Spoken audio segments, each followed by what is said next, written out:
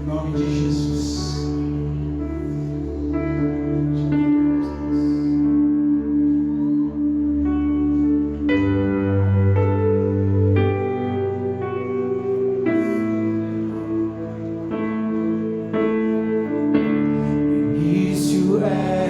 A palavra, com Deus Altíssimo,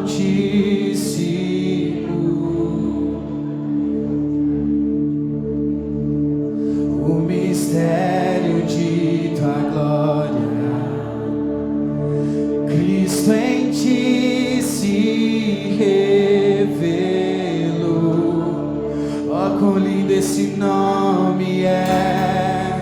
Ó, quão lindo esse nome é, o nome de Jesus, meu Rei. Ó, quão lindo esse nome é.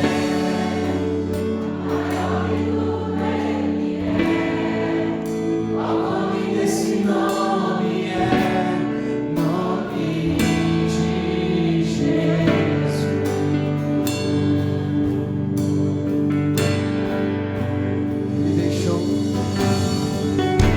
Deixou o céu para buscar-nos, veio pra nos resgatar. Amor maior que o meu pecado, nada vai nos separar. Ó, quão maravilhoso é! Ó, quão maravilhoso é o nome de Jesus, meu Rei. Ó, quão maravilhoso é, maior que tudo Ele é. Ó, quão maravilhoso é o nome de Jesus. Deus.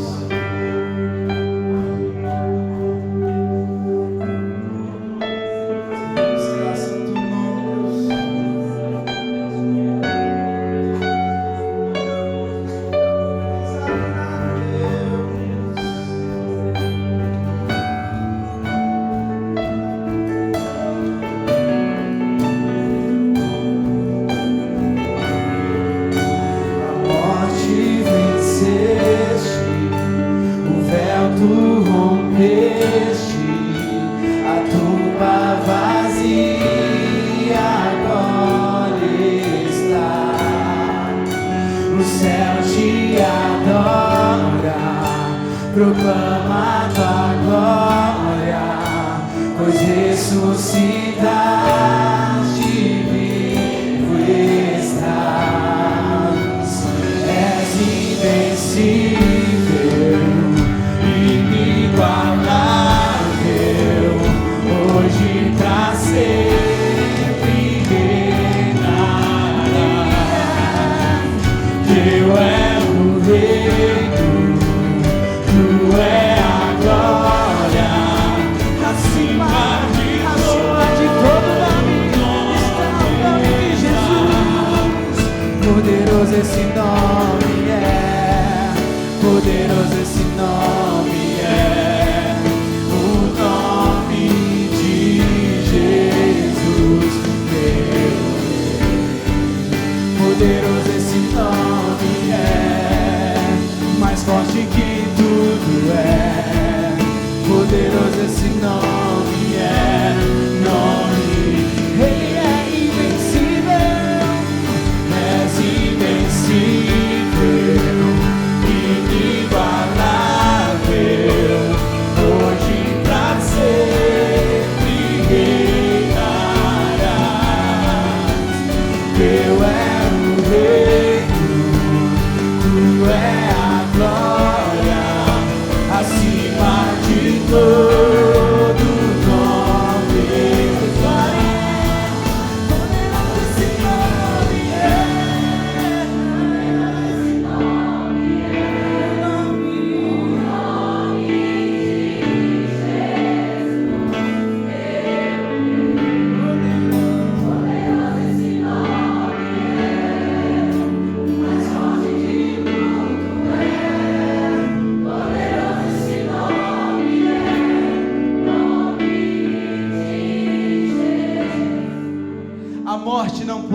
vencer Jesus. O pecado não pôde vencer Jesus. A cruz foi o triunfo de Jesus que hoje nós celebramos e nos alcançou. E nós cantamos que Ele é invencível, incomparável, acima de todo nome está. Deus o Pai o exaltou soberanamente e deu um nome que está acima de todo nome. E no nome de Jesus se dobraram todos os joelhos da terra. Ele está vivo. Essa é a notícia. Ele está vivo e Ele está neste lugar. E eu te convido a erguer as suas mãos, a adorar a esse Deus que é invencível, que é inigualável, que a morte não tem poder, que ressuscitou, hoje vive um dia, estaremos com Ele ali no paraíso. Ele é poderoso, Ele é poderoso, nós te adoramos, Jesus. Você pode declarar: és invencível, és invencível, inigualável.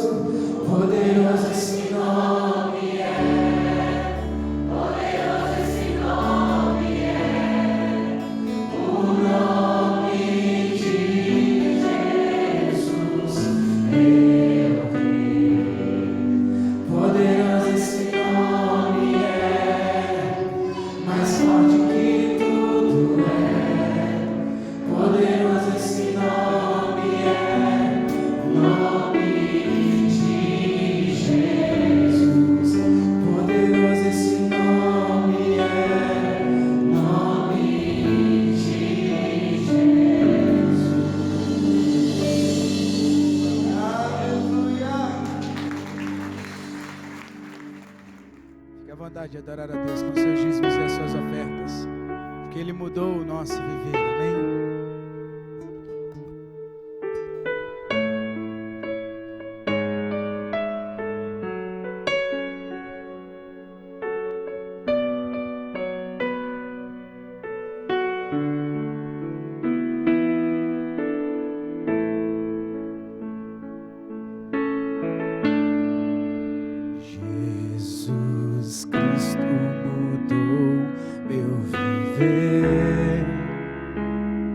Jesus Cristo mudou meu viver.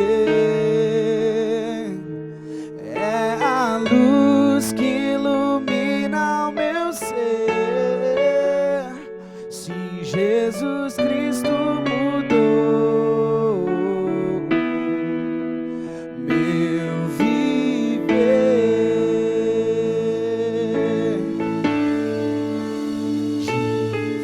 Diferente hoje é o meu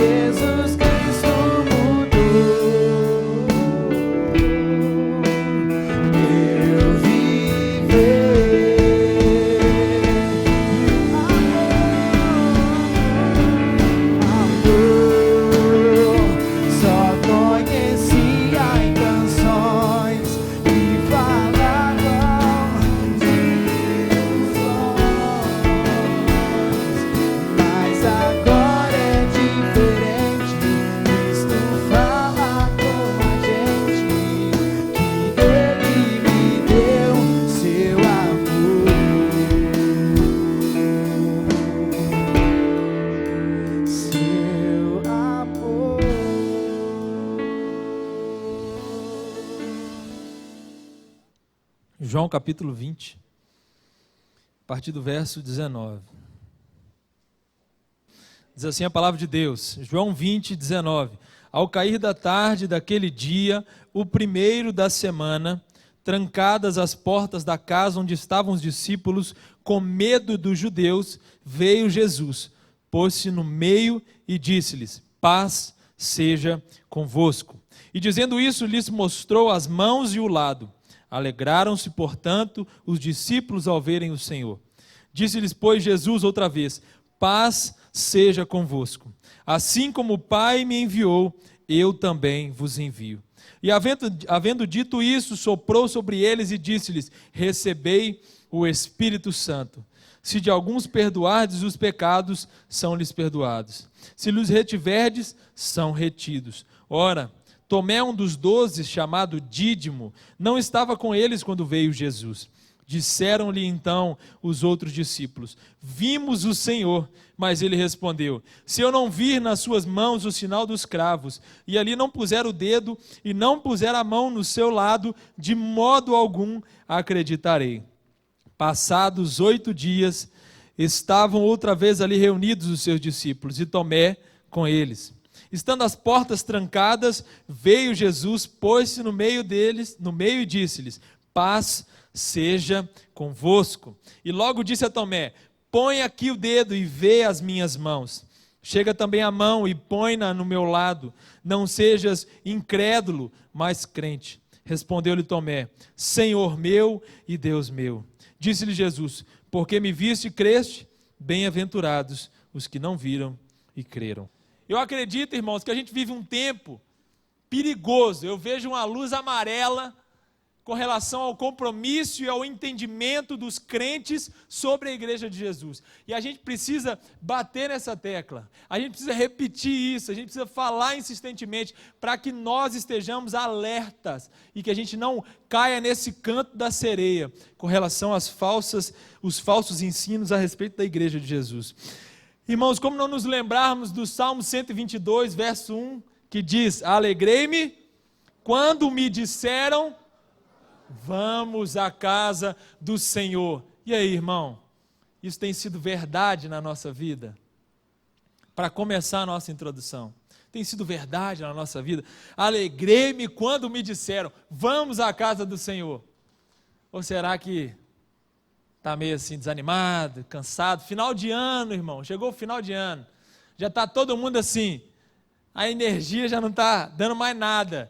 E aí a gente pode ser, irmãos, que a gente fica pelo caminho, sem contar os desafios do nosso tempo.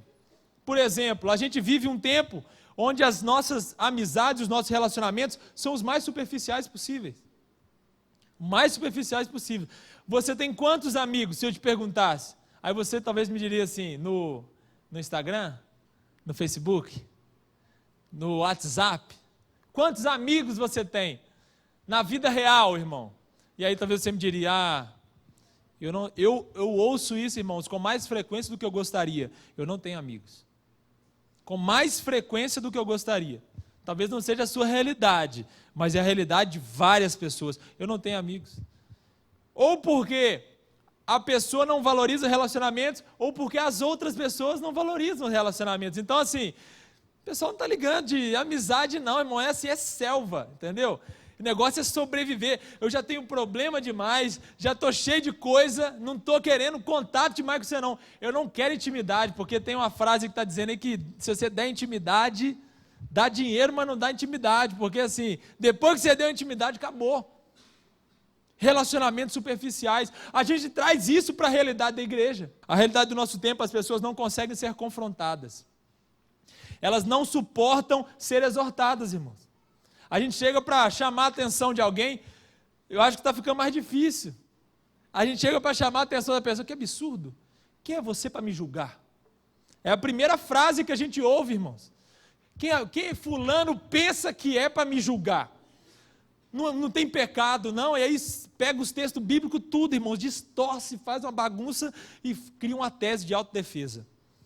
Porque não suporta ser confrontado. Esse é o nosso tempo. Timóteo, fica esperto, Timóteo. Paulo está falando para ele. Você é jovem, você vai aprender uma coisa. As pessoas não suportam ouvir a verdade. Isso incomoda elas, isso cansa elas. Mas sabe o que você tem que fazer? Você é fiel a Deus. Prega, fala, vai e confronta esse pecado, Timóteo, porque foi para isso que Deus te chamou. Tenha coragem de exortar as pessoas que precisam ser exortadas. Irmãos, não é legal. Não é legal, mas é necessário. E as pessoas não suportam isso mais. Se o pastor, se o líder chegar junto e apertar, estou saindo da igreja. Não, essa igreja, que é isso, que absurdo. As pessoas, irmãos, não sabem mais sofrer. Mas que isso, pastor? Que história é de sofrer? Misericórdia. Sofrer, irmãos, faz parte da vida ou não? Na nossa teologia faz, viu? A nossa teologia diz que até o sofrimento está debaixo da soberania, do controle e do governo do nosso Deus. Tudo o que acontece na minha e na sua vida, ou nessa vida, está debaixo do controle do Deus soberano. Ele está no controle de tudo, Ele está à frente de todas as coisas. E aí, irmão, as pessoas não suportam o sofrimento mais. Elas querem viver anestesiadas. Seria tão bom, né, se a gente vivesse anestesiado a tudo, as dores, os problemas, as aflições dessa vida. Mas deixa eu dizer uma coisa, irmão, às vezes tudo que eu vou ter para te dizer é que Deus te fortaleça. Às vezes tudo que eu vou ter para te falar, irmão, vai passar. Mas eu não tenho como te explicar isso agora, eu não tenho como te dar todas as respostas, e nem quer dizer que Deus não esteja no seu sofrimento. As pessoas não suportam sofrer, o sofrimento faz elas esmurecerem, irmãos. O sofrimento faz as pessoas sumirem da igreja. O sofrimento faz as pessoas se afastarem, ao invés de se aproximarem mais do convívio do povo. As pessoas não querem mais demonstrar suas fraquezas, porque afinal de contas, que pastor é esse? Que tem pecados. Que pastor é esse que o tempo inteiro demonstra fraquezas? Que pastor é esse? Ah, mas não tem como, que é isso? Que igreja é essa, gente? Esse pastor é muito igual a mim. Eu imaginei assim, né, um pastor super espiritual. A gente não pode demonstrar fraqueza não, irmão. Ó, não fala do seu pecado para ninguém não. Viu? Não fala das suas dificuldades para ninguém não, porque as pessoas vão te massacrar. E se elas não te massacrarem, no mínimo, elas vão diminuir a visão que elas têm sobre você. Ah, conta com fulano não. Ó, fraco na fé. As pessoas não sabem reconhecer o erro. A gente chega, irmão, você errou. Não, pastor, na verdade, deixa eu te dizer o que aconteceu. É porque é o seguinte, irmãos, desculpa atrás de desculpa. Não, eu não cheguei atrasado, porque na verdade, assim, o trânsito, entendeu? Não, porque a gente é cheio de desculpas, irmão, a gente é bom em dar desculpas. Esse é o nosso tempo. A gente tem dificuldade com autoridades. Dificuldade com autoridades. Cada vez que o tempo vai passando, cada vez mais a gente vai ter mais dificuldade em relacionar com autoridades. E aí, não tem líder sobre mim não, não tem pastor sobre mim não, o negócio é eu e Deus, eu oro na minha casa, eu estou lá na minha casa, me relaciono com Deus, está tudo certo, eu não presto contas para ninguém, irmãos, é bonito porque dentro do conselho a gente tem esse costume, um presbítero não pode vir agora, está a justificativa dele lá, outro que está pregando em outro lugar, está lá, irmãos, eu que não estou fora, o pastor Dalmo está pregando em outro lugar, irmãos, a gente presta contas, não porque... Sabe, eu quero que as pessoas estejam me acompanhando, inclusive me auxiliem na hora que eu pisar na bola. Essa é a ideia, prestar contas. Você tem que prestar contas a alguém, irmão. Irmãos, aqui, esse texto é um dos textos que serve para a tradição cristã como base para dizer que a igreja começou a se reunir aos domingos. Se você olhar o primeiro verso aí, o primeiro verso vai dizer que eles estavam reunidos, as portas estavam trancadas e era o primeiro dia da semana. Primeiro dia da semana, ou seja, domingo. Eles estão reunidos. E aqui esse texto é para nós uma evidência, não sou eu que estou falando, tá? De que a igreja, os cristãos começaram a se reunir ao domingo. Uma outra evidência é porque Jesus ressuscita no domingo.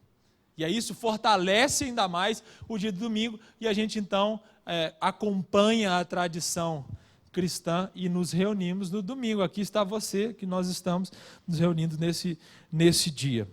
E aí eu quero, com base nesse texto, então, trazer alguns ensinamentos para nós, irmãos, que respondem aos problemas do nosso tempo, a esses problemas que eu falei. Apesar, queridos, da dificuldade do nosso tempo, eu não perdi a esperança na igreja de Jesus. Não perdi, irmãos. Não porque eu confio nos homens em si, mas porque eu sei quem é o fundamento dessa igreja. Quem é aquele que edifica essa igreja. Eu sei quem é. É Jesus Cristo. É Ele que edifica a igreja. É Ele que sustenta todas as coisas. Irmãos, se Jesus está sustentando e se Ele falou que estaria conosco todos os dias, até a consumação dos séculos, como diz Mateus 28, eu estou em paz. Mas não satisfeito. Não satisfeito. Fomos chamados para falar contra tudo aquilo que é contrário à palavra de Deus. Não sei se você percebeu, irmãos, mas o verso vai dizer que os discípulos estavam trancados, com medo dos judeus. Jesus morreu e aí essa notícia foi assustadora para eles. Crucificaram o mestre, mataram o mestre, condenaram ele à cruz, a pior morte possível. E agora como é que vai ser com a gente? Vão ficar aqui. Eles estão trancados dentro de uma casa, de algum lugar, com medo. Essa é a ideia. Irmão, o medo paralisa a gente. O medo tem esse poder de nos paralisar. Não sei se você vai ter alguma lembrança de quando você era criança e tinha medo de escuro. Você tinha medo de escuro quando você era criança? E aí você precisava ir para aquele lugar escuro. Era tranquilo? Era traumático. Era traumático. Às vezes tem gente que tem, inclusive, medo de escuro, até na fase adulta, inclusive. Tem gente que tem medo de rato. Eu sou um desses. E é incrível, irmãos, mistura de medo com pavor, com nojo, paralisa. Paralisa. A sua reação é de parar tudo que você está fazendo e tentar fugir para longe daquilo que te causa medo. E aí o Evangelho traz uma outra resposta para nós. Jesus aparece no meio deles e diz para eles assim: vocês estão com medo? Paz seja convosco. Primeira coisa que esse texto nos ensina: o nosso Senhor Jesus nos oferece uma paz que vence o medo. Jesus não levou os discípulos para o céu, Jesus não livrou os discípulos da perseguição. A gente está estudando Atos, irmãos, e a gente sabe muito bem disso. O que eles enfrentaram? Enfrentaram grandes oposições, perseguição, mas com uma diferença: eles foram encorajados e fortalecidos pelo Senhor e receberam dele a paz. Paz seja convosco. Irmãos, como é bom quando a gente tem essa consciência de que Jesus nos oferece a paz. Está difícil, irmãos, o tempo está difícil. Você olha para a situação da sua vida, para a sua família, você olha para o seu trabalho, para o Brasil e pensa: nossa, está difícil demais. Se você vive dessa forma, isso te causa medo, você não sabe o que vai ser do amanhã, você não sabe se vai ter a provisão que você precisa, se isso tem te trazido medo. Deixa eu te dizer uma coisa: Jesus nos oferece paz. A palavra de Deus nos promete paz. E irmãos, como é bonito perceber que Jesus traz essa promessa de paz exatamente quando os discípulos estão reunidos. Reunidos. Eu não acredito que isso seja coincidência, irmãos. Eu acredito na singularidade da reunião dos crentes no Senhor Jesus. Eu acredito, irmãos, na beleza disso aqui, ó. E quando a gente está reunido para louvar o Senhor, para cultuar ao Senhor, irmãos, Deus ministra paz sobre o nosso coração. Quando a gente canta, às vezes passando por problemas, sem às vezes tanta vontade de cantar, mas aí você lembra: não, eu não canto porque eu tenho vontade, eu canto porque eu preciso cantar, eu cultuo a Deus, não porque eu quero, não porque eu tenho vontade, porque eu não faço só o que eu tenho vontade. E aí você abre a sua boca e louva o Senhor mesmo não querendo, mesmo o seu coração estando duro naquele dia. E aí você, às vezes, pela graça de Deus, recebe a paz. Paz. Irmãos, eu ouço isso constantemente, irmãos. Poxa, pastor, Poxa, eu estava angustiado, estava aflito com a situação, e aí de repente, eu sei o que é isso, irmãos, é Jesus. É Jesus. E como é bonito quando isso acontece no meio da igreja. Como é bonito quando a gente entende a importância de estar aqui, irmãos, e aqui a gente receber a paz de Deus. Não que Ele não possa te abençoar fora daqui, não é isso que eu estou falando, irmãos, de forma nenhuma, mas eu estou dizendo como é bom quando a gente está juntos aqui, compartilhando, às vezes num grupo familiar, dos nossos temores, das nossas lutas. Aí está lá no final do grupo, dá a mão. E aí, irmão, algum pedido? Aí a pessoa fala, estou com esse problema, eu estou precisando de ajuda, vamos orar. E aí ora, no grupo seguinte, quantas vezes, irmãos, quem participa de grupo sabe, o irmão vem e traz o testemunho, a gente orou aqui, e Deus fortaleceu, Deus abençoou, Deus abriu as portas. E na comunidade, irmãos, juntos, orando uns pelos outros. Irmãos, em segundo lugar, a gente aprende sobre um chamado que vence o conforto. Os discípulos estão trancados dentro de casa, irmãos, e é fácil demais ser crente assim. Estão lá, escondidinhos, ninguém sabe quem eles são, ninguém sabe onde eles estão. É muito interessante se a gente entende a vida cristã nessa perspectiva. Você pode vir aqui, participar do culto, está tudo certo, vai para sua casa, ó, tranquilo.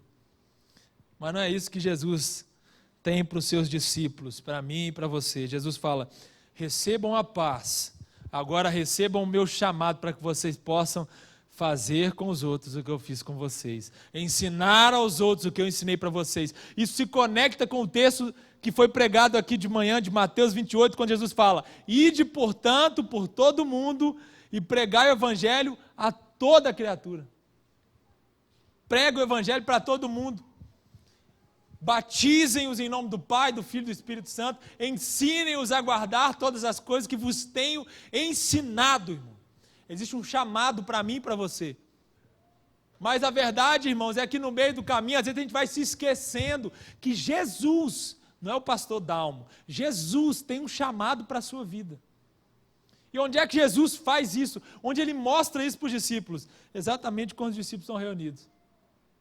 Nós ouvimos aqui do pastor Marcos, não sei quantos vão lembrar, e eu gravei isso. Ele disse o seguinte: quando o pastor impetra a bênção, ele está te enviando, irmão, está te enviando de volta, para você cumprir o seu chamado lá fora.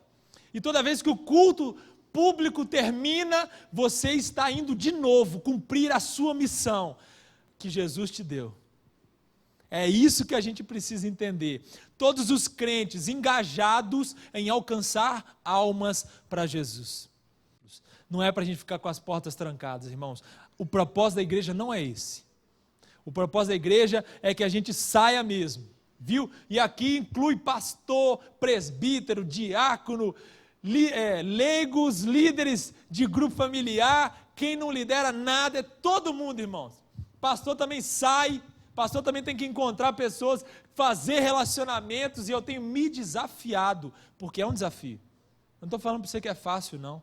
Eu tenho me desafiado a lidar com não crentes, a pensar em estratégias, irmãos, para ter relacionamento com outras pessoas. A gente ouviu isso aqui esse ano massivamente, irmãos. A gente ouviu repetitivamente sobre missão, sobre ser uma igreja missional. A nossa igreja está caminhando nessa visão, e você precisa, em nome de Jesus, encarnar isso.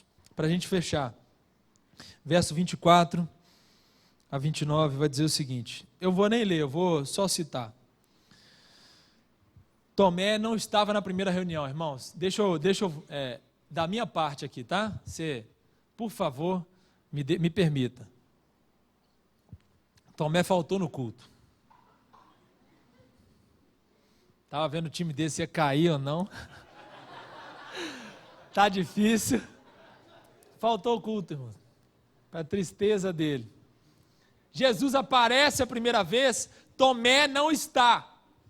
E o texto faz questão de dizer que ele não está. Faz questão de mencionar a ausência de Tomé. E aí Jesus aparece de novo. E quando Jesus aparece de novo,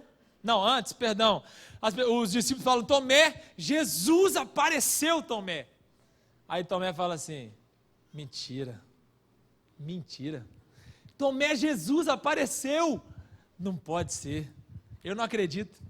Se eu não vir as chagas nas suas mãos e não tocar, se eu não tocar no seu lado, de forma alguma eu vou acreditar. Irmãos, Tomé, irmãos, era um discípulo de Jesus, um dos 12, que ouviu Jesus falando que ia para a cruz, que ia morrer, que era necessário que o Filho do Homem, ele ouviu isso, irmão, mas ele consegue duvidar que Jesus tinha ressuscitado. Aí você fala assim, Tomé era ruim demais. Irmãos, Tomé é bem parecido com você. É bem parecido comigo, viu? A gente vê tudo que Deus já fez. Deus já abriu o mar, Deus, irmãos, alimentou multidões através de Jesus. Deus fez tantos milagres, ressuscitou mortos. E aí acontece alguma coisa com a gente, às vezes muito menor, e você é igualzinho Tomé. Mas não vai acontecer não. Já era. Esse aí só Deus, né? Aquele famoso. E aí, irmãos, Tomé eu acho que fez igual o pessoal costuma fazer. Os crentes aí têm uma mania de quando você fala uma coisa, hoje em dia a palavra do crente já talvez não tem tanto peso mais. E aí fala assim, diante de Deus. Você é assim também? Você fala assim, aconteceu não sei o quê. Mentira. Diante de Deus. Aí você tem que falar diante de Deus, porque diz que crente não jura, né? Tem um negócio aí também. A gente vai pegando os textos, irmãos, a gente vai distorcendo tudo, é uma bagunça aqui das interpretações que a gente faz, mas isso é outra coisa. Aí você não pode jurar, aí você fala diante de Deus, porque se você falar diante de Deus, não, aí é verdade. Então é verdade mesmo. Diante de Deus? Não, então ele está falando sério mesmo. Não, irmãos, os discípulos falam e nem diante de Deus Tomé acreditou. Nem diante de Deus. Tomé estava realmente incrédulo, queridos. Mas como é bom a gente perceber a maneira como Jesus trata Tomé. Que bonito, irmãos. Como é que Jesus faz? Tomé, você não acreditou. Vá para o inferno. Se fosse assim, irmãos. Deus me livre, se fosse assim. Não sobrava um aqui, ó. Não sobrava ninguém. Não é isso que Jesus faz, irmãos. Jesus aparece pela segunda vez. Olha só. Jesus aparece de novo, irmãos. E parece que ele vem meio que para encontrar Tomé. Porque a primeira coisa que Jesus faz é falar, Tomé, está aqui, Tomé. Você precisa enxergar, você precisa tocar, fica à vontade. Mas, irmãos, a graça de Jesus, não confunda a graça de Jesus com libertinagem, como diz a palavra de Deus. Não confunda liberdade com libertinagem. Não confunda a graça de Deus barateando ela, achando assim, Deus aceita qualquer coisa, eu posso viver de qualquer jeito, pecar à vontade que está tudo perdoado. Não é isso. Se você pensa assim, você é um mundano. Você está longe do caminho do Evangelho. Jesus faz questão, irmãos, ao mesmo tempo que ele se achega a Tomé, ele dá uma apertada em Tomé. Tomé, porque você me viu, você creu, Tomé? Você precisa ver para acreditar? Você precisa tocar nas minhas feridas para acreditar naquilo que eu já tinha falado? Se a sua fé tem essa necessidade, Tomé, ok, mas deixa eu dizer uma coisa, bem-aventurado os que não viram e creram. Você já viu Jesus? Irmãos, eu não vi Jesus. Mas para aqueles que têm o Evangelho, para aqueles que conheceram Jesus de forma transformadora, eles vão entender o que eu estou falando agora. Irmãos, como pode eu nunca ter visto alguém e eu ter tanta certeza de que ele existe? Como pode, irmãos, eu nunca ter visto essa pessoa e ter a certeza de que ele é real? Sabe por quê? Porque a gente vive pela fé, irmão. Não é pelo que a gente vê. Não é pelo que a gente vê. A gente vive pela fé. E a fé vai desafiar os seus instintos. A fé vai desafiar aquilo que você vê, aquilo que você sente, porque ela é muito mais do que isso. E é exatamente o que o texto nos ensina, irmãos. É no meio da reunião dos discípulos de Jesus que Jesus trata sobre fé. Irmãos, nesse momento, na reunião do povo de Deus, é o momento também da gente receber de Deus o dom da fé, que vence a incredulidade. A fé que vence a incredulidade. Irmãos, sem fé é impossível agradar a Deus. Sem fé é impossível caminhar no Evangelho. Eu não estou falando de milagres. Eu não estou falando de sinais. Eu estou falando quando não tem milagre, quando não tem sinais, quando não tem evidências, mas a fé permanece. Você não viu multiplicação de pães, mortos ressuscitarem, você não viu grandes sinais e prodígios que os discípulos aqui viram, mas você consegue acreditar que Jesus é real e verdadeiro, e Ele prometeu que estaria conosco até o último dia. Até o último dia. Conosco quem? Com a igreja, irmão. Com a igreja. A gente pega o conosco e transforma em comigo. Não. A palavra ali é conosco. A ideia do ensinamento do Evangelho é: Jesus está com a igreja. Apocalipse vai dizer que Jesus está no meio dos candeeiros, Ele está no meio da igreja. Você está dentro ou fora, irmão? É aqui, é na igreja. Aqui, obviamente, é a reunião dessa igreja. Mas é aqui, irmãos, é no meio do povo de Deus, é inserido nessa comunidade que você vai viver realmente a plenitude da fé.